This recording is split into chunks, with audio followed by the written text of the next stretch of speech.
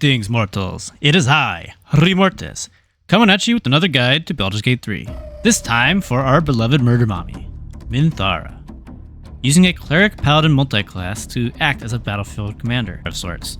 Able to buff her allies to deal more damage, and being able to push out decent damage herself. Let's just get right into it, shall we? But before we do, let's go over the skinny version of the build first. Essentially, it has 5 levels of War Cleric to acquire Spirit Guardians and Crusader's Mantle, as well as some other solid Cleric spells. And 5 levels of Vengeance Paladin for extra attack and other Paladin goodness. Minty also has a unique ability called Soul Branding, which enhances an ally's next attack. It only applies on your next weapon strike, but will apply on multiple hit attacks such as Cleave or Tiger's Bloodlust. The idea for this build is that Minthara can support or command her allies to hit harder, but she can also deal some damage in her own right. And since she's branded by the Absolute, she can use some of the special Absolute items. And in this build, we'll also be using some Reverberation items too.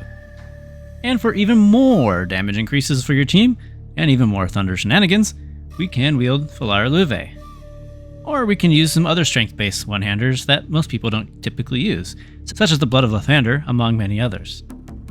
Alternatively, we can run a Tempest Cleric to lean further into the Thunder side of things. But the War Domain Cleric suits Lolth more than the Tempest, since Minthara is a Lolthsworn Drow and that's the only deity she can worship. But again, choose whatever you'd like. And that's the gist of the build. Please like, comment, and subscribe for more. Or stick around if you'd like to go in depth into the build. Otherwise, I'll see you in the next one.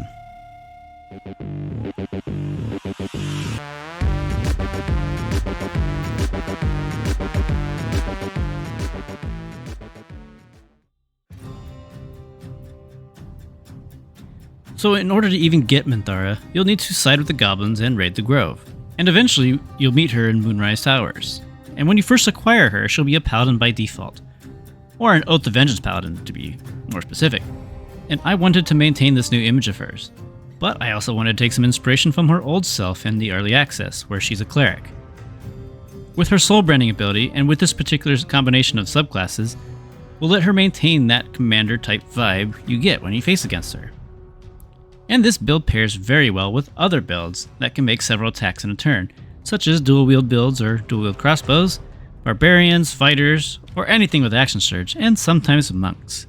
Because soul branding will increase allies' movement and their next attack to deal fire damage, but it only applies to weapon attacks, not fists, unfortunately. And abilities such as Crusader's Mantle and Inquisitor's Might will allow your allies to deal extra radiant damage per attack, which you could combine with Falar Luve's Shriek to deal extra thunder damage on top of that. Though with this build you could use Spirit Guardians to deal solid damage too, all while inflicting reverberation thanks to the Gloves of Belligerent Skies, which can be purchased from the Drow Alchemist at Moonrise Towers. And she can also smite too if needed, or simply attack if you wish to conserve your spell slots. Or, not blow yourself up to some of these anti-radiant enemies. And Minthara also comes branded by the Absolute by default, meaning that she can use certain magical items to their fullest extent. They're not the best items, but they're decent enough. And you'll probably end up tossing them anyways since your other characters will most likely not be branded. The Ring of Absolute Force will let Minthara deal an extra 1 thunder damage anytime she inflicts thunder damage. That even includes with Shriek, but that extra 1 damage from Shriek will only occur when she's the one dealing damage. It won't trigger on anybody else's sources of Shriek. And there's also the shield that Zrel will drop once you defeat her, which gives you a little bit extra bonuses for being an Absolute. And again, the Absolute items aren't anything extraordinary, but they add some decent bonuses that would otherwise go to waste. For stats, you can run 16 Strength, 12 Dexterity, 14 Constitution, 8 Intelligence, 12 Wisdom, and 14 Charisma, to be a little bit of a balanced build. You can lean more into Wisdom or Charisma if you want, but most of the spells we're casting don't really require stats to be more effective. They'll really only be adding more spells available. Luckily, most of our spells we want to cast are always available by being a War Cleric. Though Spirit Guardians does enjoy having higher Wisdom to increase our spell DC, the damage will be inflicted whether they make the saving throw or not. Though there are plenty of items we can wear to increase our spell DC, especially with items that grant Arcane Acuity, such as the Helm of Arcane Acuity or the Hat of Storm Science Power. Whenever you get a stack of Arcane Acuity, it'll increase your spell DC save by +1, and this will stack up to 7 times, which means that you'll be adding +7 to your spell DC, making your abilities much harder to resist. As for leveling order, you'll be receiving Minty at level 7 or so. You can keep her first level as Paladin, although you may wish to speak to Withers to fix her stats up a bit, as you see fit. Then we'll pick up 5 levels of War Cleric. We don't need to rush Paladin first for extra attack, since War Cleric will allow us to get extra attacks as bonus actions. A few times per long rest anyways. For feats, Warcaster is very good to have, to help maintain concentration.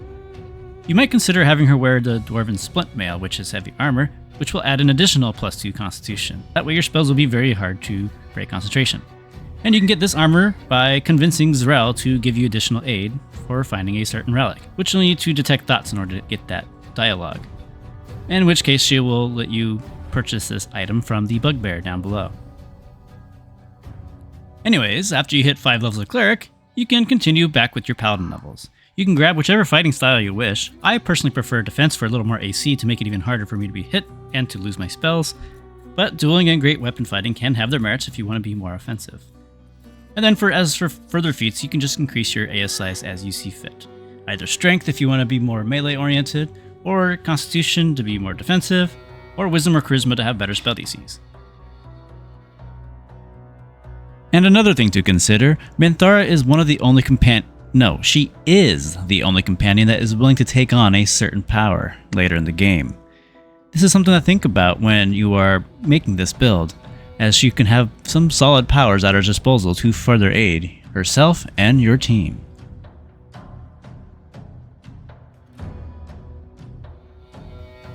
Either way, I really hope you guys enjoyed this build. I know it was a pretty simple one here, but I really enjoyed it and I think it's very flavorful for Minthara.